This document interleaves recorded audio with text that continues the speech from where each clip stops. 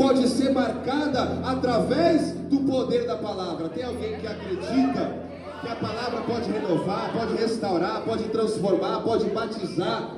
Aleluia, glória a Deus. Lucas 23, versículo 37 em diante diz assim: e dizendo: se tu és o rei dos judeus, salva-te a ti mesmo.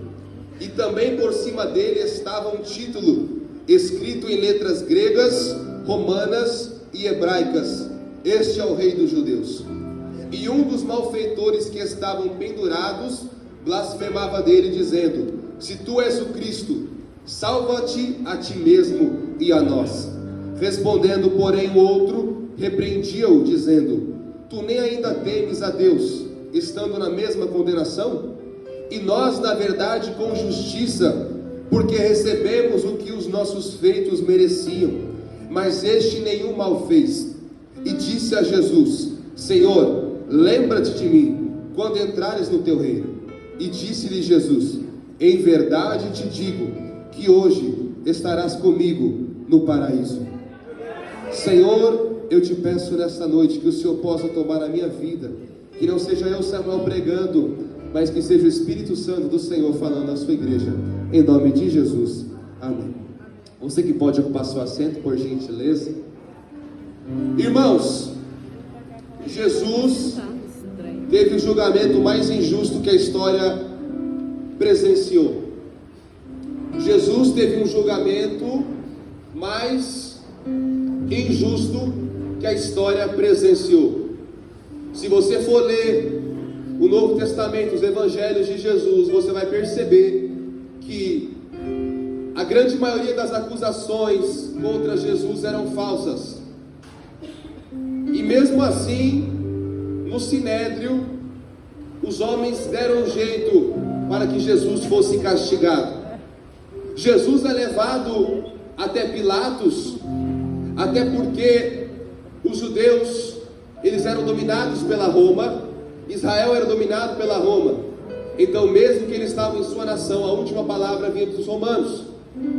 Mas Pilatos não achou nada de mal com Jesus. Ele passa para Herodes, e Herodes, na verdade, só dá risada. Ele não leva o assunto como um assunto sério. E o caso volta para Pilatos, e Pilatos não tem outra alternativa. O povo judeu pede pela morte de Jesus. O povo de Israel pede pela morte de Jesus. Aleluia. Os fariseus, os escribas, os doutores da lei estavam enciumados pelo poder de Deus.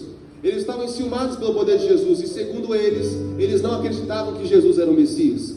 Então eles deram um jeito de condenar Jesus. Pilatos lava as suas mãos e ele diz: olha, este peso vai sobre os teus ombros.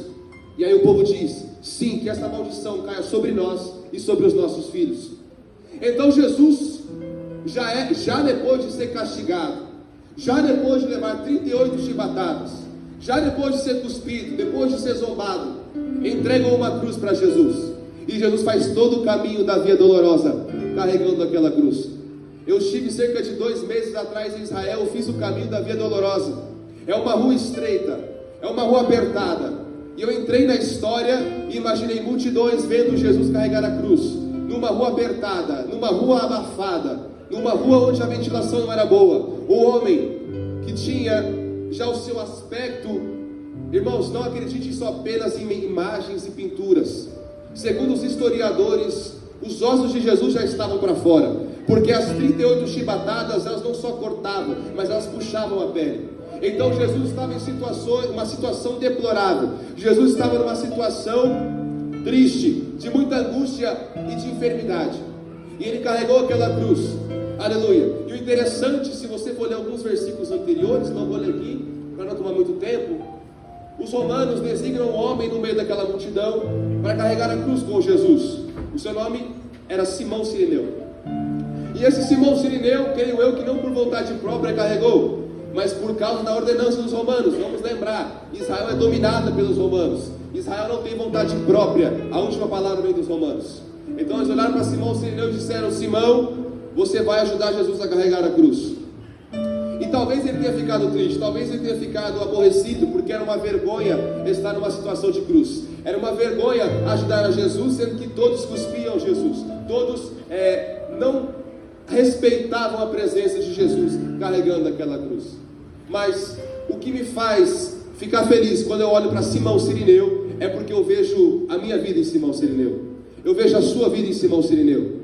Às vezes é vergonhoso, às vezes é doloroso, às vezes você pode ter timidez, às vezes você pode se sentir triste por fazer isso, mas a melhor coisa que nós temos na nossa vida é dia após dia carregarmos a nossa cruz.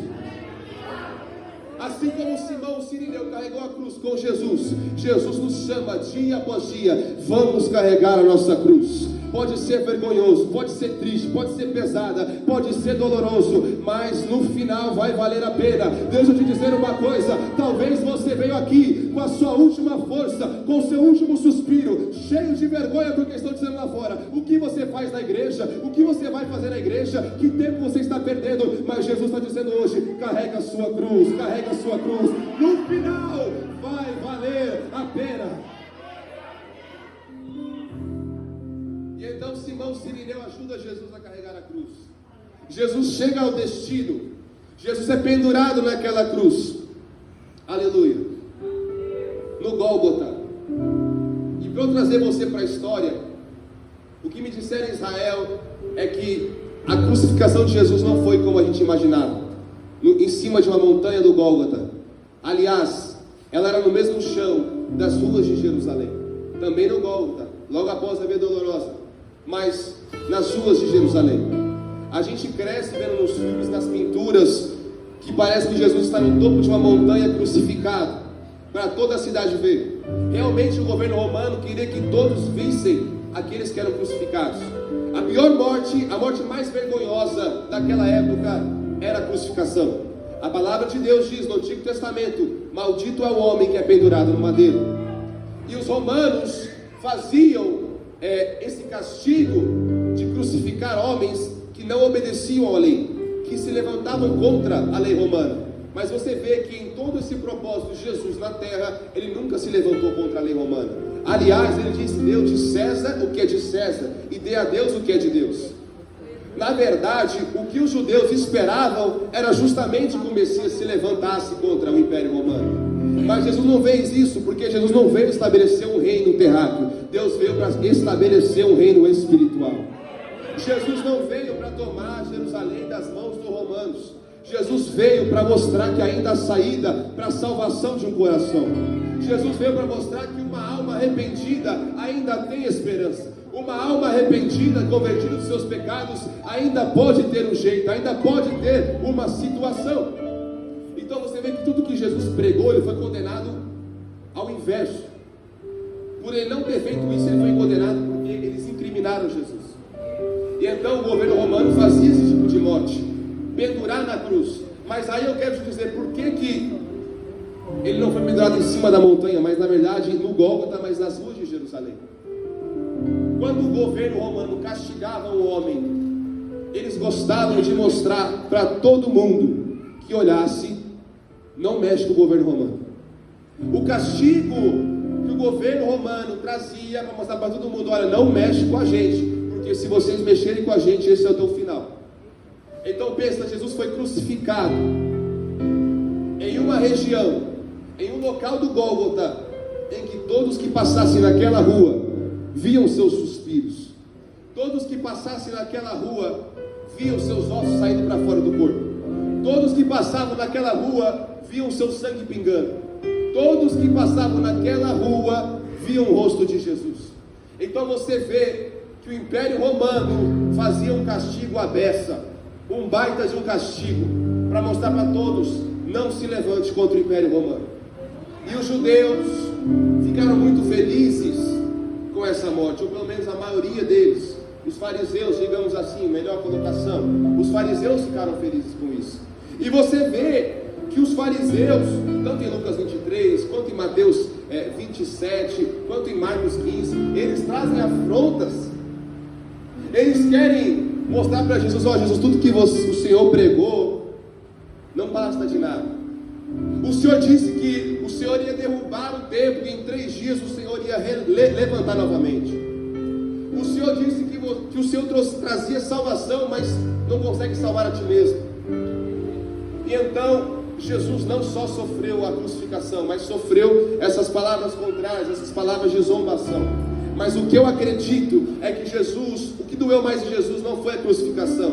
O que eu acredito é que não doeu mais as 38 chibatadas. O que mais doeu não foi a zombaria. O que mais doeu não foi as cusparadas. O que mais doeu foi carregar os pecados da humanidade em suas costas, as transgressões das suas costas, as iniquidades das suas costas, as enfermidades das suas costas. Mas é por isso que a Bíblia diz que em Cristo nós somos mais do que vencedores. Aleluia. Glórias ao nome do Senhor Jesus. Então você entende que para Jesus nada foi mais pesado, nada foi mais doloroso, aleluia, do que carregar os pecados. E então você vê que Jesus está numa situação deplorável, e ele não está só sofrendo fisicamente, mas até eticamente, moralmente, porque ele foi crucificado no lugar do maior ladrão, do maior homem criminoso que existia na época, Barrabás, que ele era acusado por diversos assassinatos e diversos roubos em toda a Judéia. Mas os fariseus, o povo enganado pelos escribas, estavam com tanta vontade de ver Jesus morrer, que eles preferiram escolher Jesus do que Barrabás. Jesus, eles preferiam matar um homem que pregava vida do que um homem que trazia morte. Eles preferiram matar um homem que pregava que ele era a vida e daria vida com abundância, do que um homem que causava morte em toda a Judéia. Aleluia, bendito é o nome do Senhor. E Jesus é posto crucificado, ainda para mais zombaria, do lado de dois prisioneiros, de dois criminosos, de dois malfeitores. Mas a palavra do Senhor diz que isso foi para se cumprir a profecia, que ele seria julgado e morto em meio a criminosos. Mas veja bem, nós temos aqui um diálogo muito interessante. Nós temos um malfeitor à direita e um malfeitor à esquerda. Nós temos um criminoso à direita e um criminoso à esquerda. E um dos criminosos diz a Jesus, nós lemos aqui: se tu és Cristo, salva-te a ti mesmo. Mas aí o outro criminoso diz: tu não ainda temes a Deus? Nós estamos aqui porque nós merecemos, nós estamos pagando pelo que nós fizemos. Mas o que este homem fez? Sabe o que eu entendo? Sempre vai ter dois lados. Um lado falando para você seguir Jesus, e um lado dizendo: para que seguir Jesus? Sempre vai ter, irmão. Não adianta. Sempre vai ter aquela pessoa dizendo para você: para que seguir a Jesus? Para que ir para a igreja? Para que servir a Ele? Para que adorar a Ele? Para que sacrificar o seu tempo? Para que ofertar? Para que se prostrar perante a Deus? Mas sempre tem o Espírito Santo dizendo: continua. Sempre tem o Consolador dizendo: continua. Sempre tem o Consolador dizendo: vai, persevera, vai de novo, tenta mais uma vez. Sabe por quê? Aleluia, bendito seja o nome do Senhor. Jesus não disse que Ele iria isentar das tribulações. Jesus não disse que Ele iria apagar as dificuldades. Mas Ele diz em João 16:33: eu vos tenho dito isto, para que em mim tenhais paz. No mundo tereis aflições, mas tende bom ânimo, eu venci o mundo. Eu já venci o mundo. Eu não estou pregando de um Deus que vai te dar vitória. Eu estou pregando de um Deus que já decretou a vitória na cruz do Calvário. Você está entendendo? Aleluia. Jesus já decretou a vitória sobre todas as enfermidades, sobre todo o pecado, sobre todo o erro, sobre toda a imoralidade, sobre toda a podridão. Jesus Cristo já decretou a vitória na cruz do Calvário. Quando Ele grita tetelestai, que significa está consumado. Sabe o que significa está consumado? Segundo o grego, tetelestai, está consumado, significa o que eu já fiz está feito, o que eu assinei já está assinado. Ninguém mais vai poder romper, ninguém mais vai poder atrapalhar, ninguém mais vai poder mexer, porque o que eu fiz já está feito. Isso é motivo de dar glória, isso é motivo de levantar as mãos, isso é motivo de abrir a sua boca e adorar, porque Jesus está dizendo: eu já te tomei, eu já te salvei, eu já morri por você, já está feito, já está pago, já era.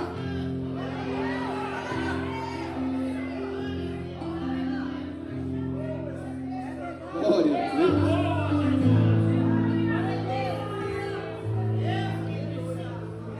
ladrão vai dizer: Senhor, lembre-te de mim quando entrares no teu reino. Lembre-te de mim quando entrares no teu reino. E Jesus disse: ainda hoje estarás comigo no paraíso. Eu quero voltar com vocês lá para Gênesis. Gênesis capítulo 1, Gênesis capítulo 2 e Gênesis capítulo 3. A palavra diz que o Espírito Santo pairava sobre as águas e a terra era sem forma e vazia. Mas então, ao decorrer de 6 dias, Deus cria a terra, cria os animais, os seres viventes, faz separação de dia e de noite, faz separação de animais, faz separação de lugares e cria o homem. E a palavra de Deus diz: façamos o homem de acordo com a nossa imagem e semelhança.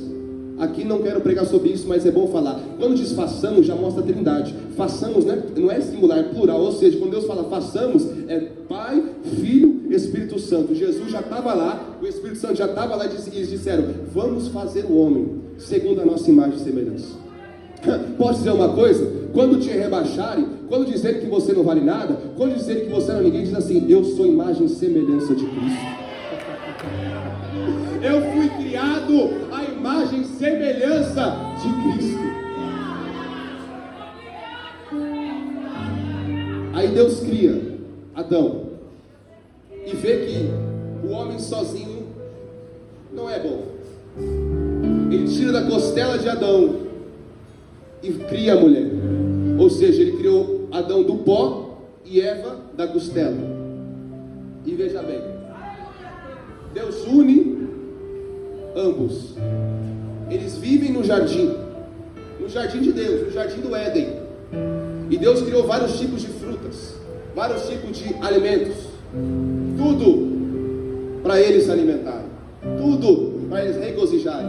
E a palavra de Deus diz, nos primeiros capítulos de Gênesis, que Deus deu toda a autoridade por eles, para comandar as feras da terra, as feras do mar, e tomar de todo fruto, exceto o fruto da árvore do conhecimento do bem e do mal, localizada no meio do jardim. E você vê como o pecado é, e como o pecado, o fazer errado nos instiga. Se você chegar numa criança agora e diz: pode pegar isso aqui, eles não vão pegar. Mas se você dizer não pega, eles vão querer pegar, porque o proibido nos atiça a curiosidade. Aleluia. E uma coisa que eu acho linda é que Deus criou a gente com livre-arbítrio. Fazendo um rápido parênteses aqui, é muito engraçado que tem muitas pessoas que perguntam: se Deus é amor, por que tanta coisa ruim acontece? Por que existe a ruindade? Por que existe o mal? Por que existe a criminalidade? Deus nos amou de tal maneira que Ele nos criou livres com a opção de amar a Ele ou não. Porque se Deus criasse a gente somente designado a amar a Ele, não seria amor de verdade, seria, aleluia, um amor tóxico, seria um amor por obrigação. E Deus não obriga ninguém a fazer nada, Deus não obriga ninguém a amar Ele. Então por isso que Ele criou o livre-arbítrio, você escolhe. No jardim do Éden era a mesma coisa. A palavra de Deus diz que existe a árvore da vida e a árvore do conhecimento do bem e do mal. Sempre há opções. Deus nunca obrigou a gente a nada. Até porque a gente fosse designado somente a adorar e amar, porque é obrigação, a gente seria marionete, a gente seria brinquedos de Deus. Mas Deus criou nós com tanto amor, que Ele nos deu essa opção. Você escolhe o que você bem quiser, você faz o que você bem quiser.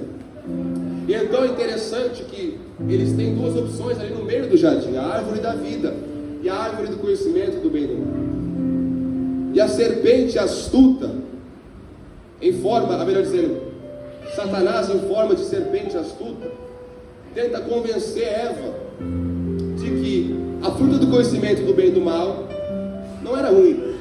Deus disse que se eles comessem daquele fruto, eles iriam morrer. Mas a serpente conquista Eva na lábia. E aí quero deixar um adendo: não deixe qualquer pessoa te influenciar pelas falas. Não deixe seu caráter ser influenciado por falas. Não deixe seu caráter ser influenciado por opiniões alheias. Deus te falou que vai acontecer, vai acontecer. Acalma o seu coração que uma hora vai chegar. totalmente adiantar os planos de Deus. Eva dá ouvidos, prova do fruto, vê que é bom, oferece para Adão. Olha aqui, Deus acaba de me revelar isso. Se Eva foi até a árvore do conhecimento do bem e do mal e provou do fruto e depois chamou Adão, quer dizer que eles não estavam dando união. Ou seja, quando alguém anda em desunião, precede a queda. A desunião precede a queda. Se Eva estivesse andando com Adão, talvez teriam debatido sobre provar do fruto ou não, mas Eva estava sozinha. Irmão, a palavra do Senhor diz que é melhor duas pessoas caminhando, porque se algum cair, o outro levanta. Ninguém chega a lugar nenhum sozinho. Você não vai chegar a lugar nenhum sozinho.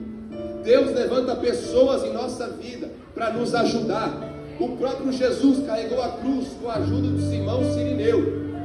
O que será de nós no nosso dia a dia? Deus coloca pessoas em nossa vida para nos ajudar. Aleluia.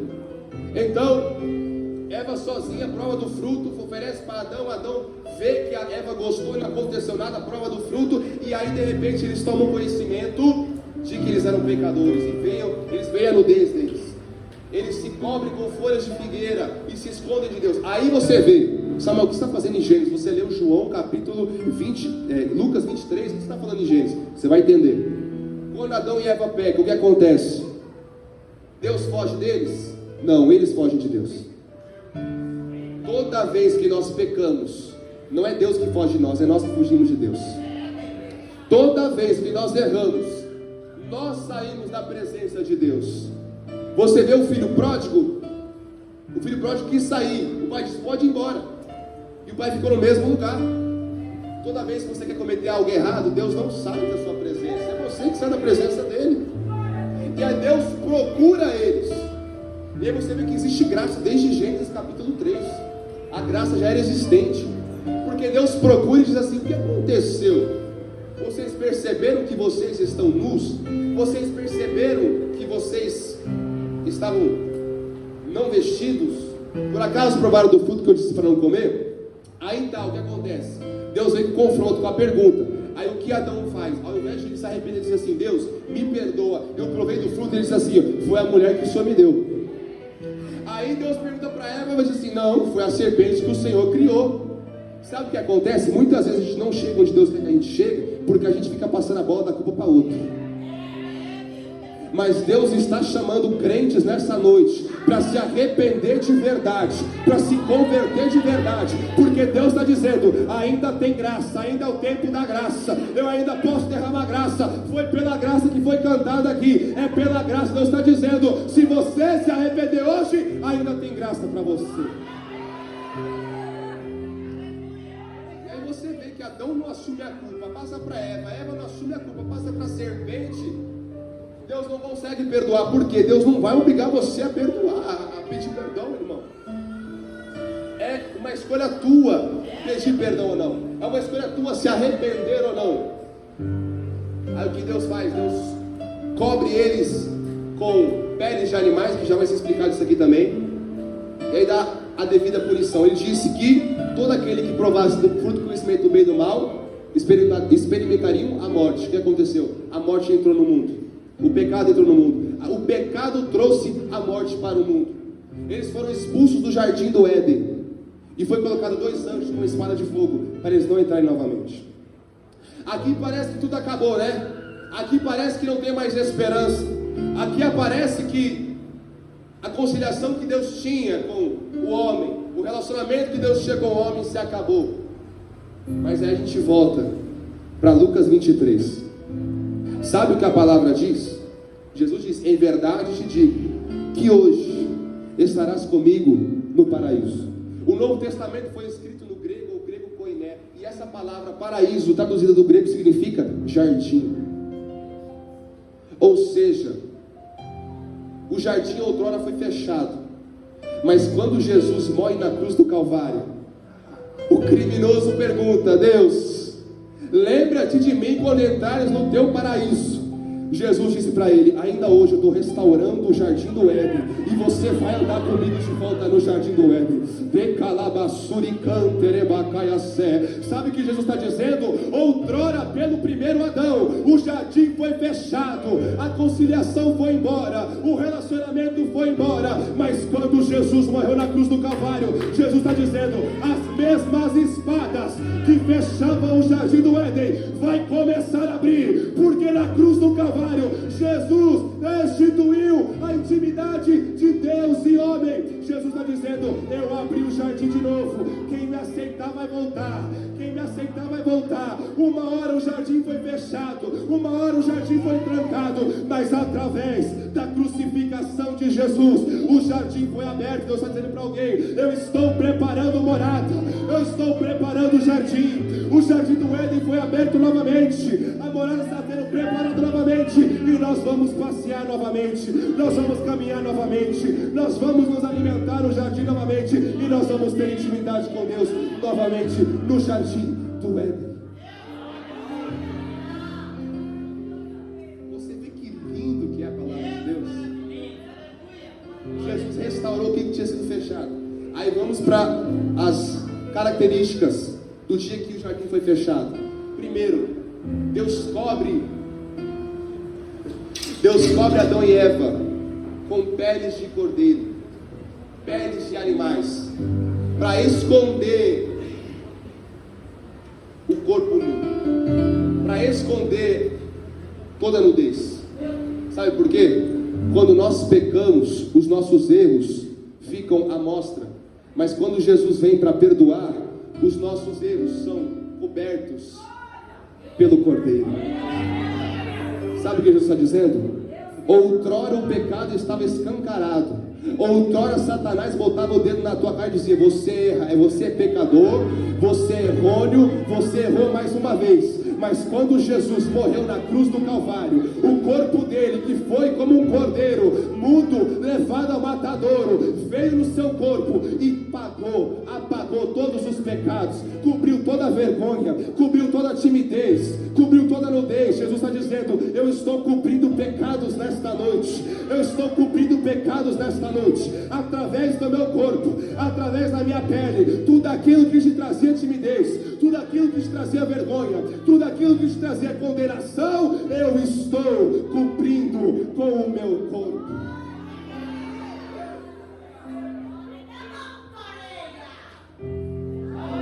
E aí Jesus põe 2 anjos na entrada do jardim, para fechar com espada de fogo, para que eles não voltem para o jardim do Éden. Eu disse aqui no começo da palavra, Hebreus 4:12, que diz: a palavra de Deus é viva e eficaz, e é mais penetrante do que espada alguma de 2 gumes. Quando nós vamos falar de tipologia bíblica, a espada representa a palavra de Deus. A espada representa o livro revelado do Senhor. A palavra representa a espada de Deus. Inclusive em Apocalipse, a espada sairá da boca de Deus. Ou seja, a palavra revelada sairá da boca de Deus. Aí o que acontece? Quando os anjos fecham o jardim do Éden com a espada, pela tipologia bíblica, aquilo é a palavra de Deus. A palavra de Deus foi que o jardim tem que ficar fechado através das espadas. Mas em João capítulo de número 1, versículo de número 1 diz: no princípio era o verbo, e o verbo era Deus, e o verbo estava com Deus. Em outras traduções, no princípio era a palavra, e a palavra estava com Deus, e a palavra era Deus. Sabe o que significa? Meu Deus do céu. O jardim foi fechado através da palavra, mas quando a palavra revelada se fez homem e desceu até a humanidade, a mesma espada que fechava o jardim do Éden, que era a palavra, teve que se abrir. Sabe o que eu quero dizer para vocês? Outrora a lei fechava o jardim do Éden, outrora a espada de fogo fechava o Éden, outrora os mandamentos fechavam o jardim do Éden, mas outrora também no Novo Testamento desceu um homem que, segundo ele não era do tamanho da lei, ele era maior do que a lei. Ele era maior do que a lei, ele era o próprio verbo, ele era a própria palavra traduzida do verbo. razão, ele era a própria razão, ou seja, a razão que era para o jardim ficar fechado. Ele disse: agora eu vou abrir, porque eu desci novamente. Aquilo que era fechado, eu vou começar a abrir. Aquilo que outrora eu mesmo trancava, agora eu vou abrir. Quer que eu faça uma coisa para você? Posso te falar uma coisa? João capítulo 14, versículo de número 6 diz: eu sou o caminho, a verdade e a vida, e ninguém vem ao Pai senão por mim. Deus está dizendo: quem está no jardim vai ter que passar por mim. Quem está no jardim vai ter que se converter. Quer passar pelo jardim, tem que passar por Jesus primeiro. Quem está no jardim tem que aceitar Jesus primeiro.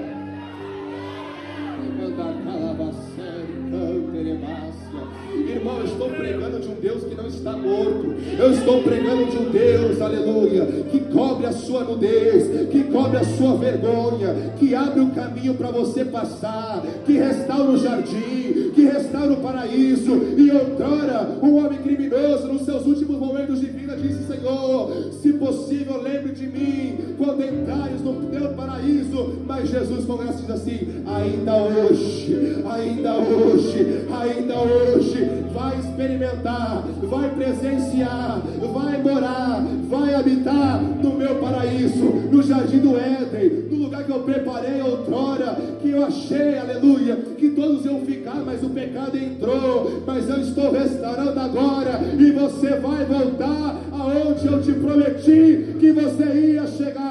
É no jardim, é no céu, é na eternidade, é no lugar celestial. Jesus está dizendo para alguém: o jardim está aberto para você.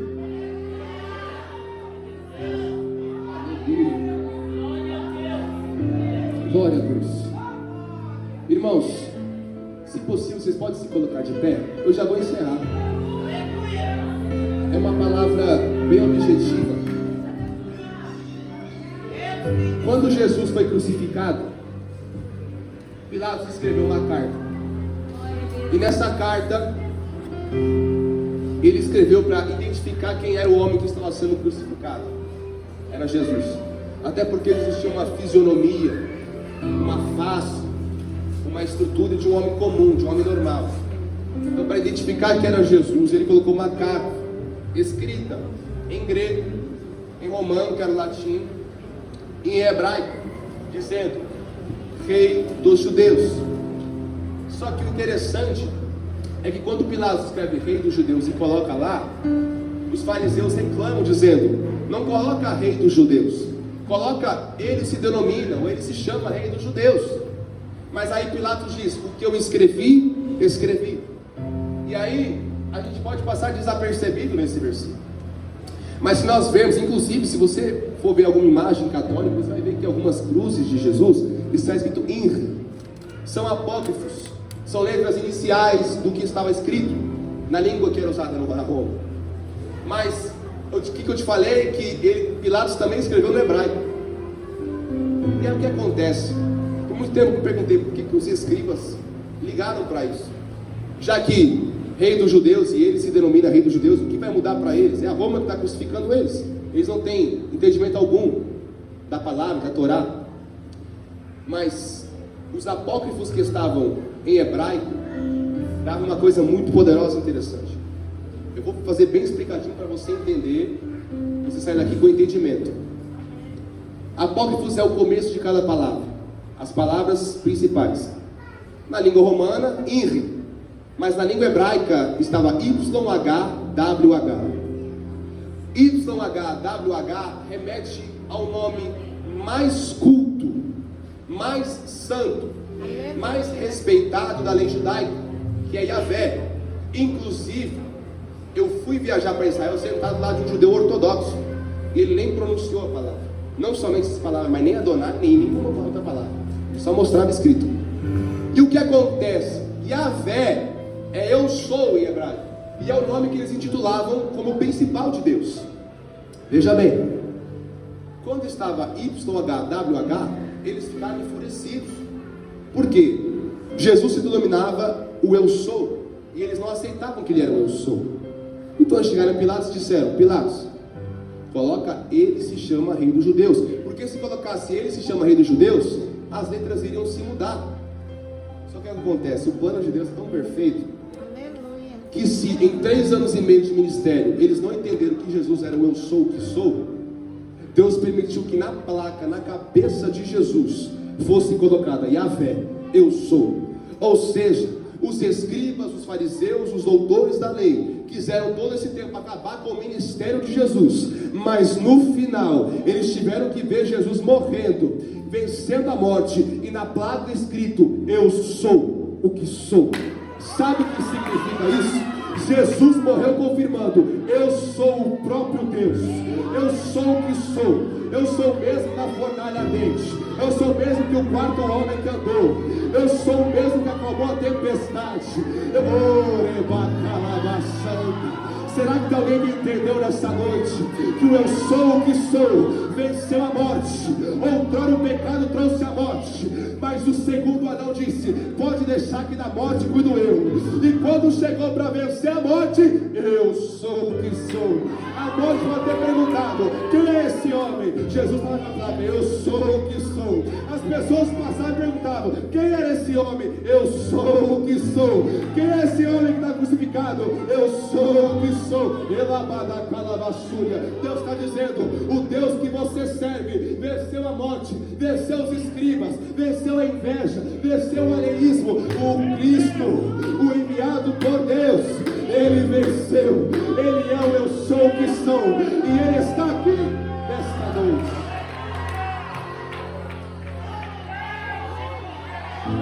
Oh glória! Será que tem alguém entendendo? Será que tem alguém tomando posse?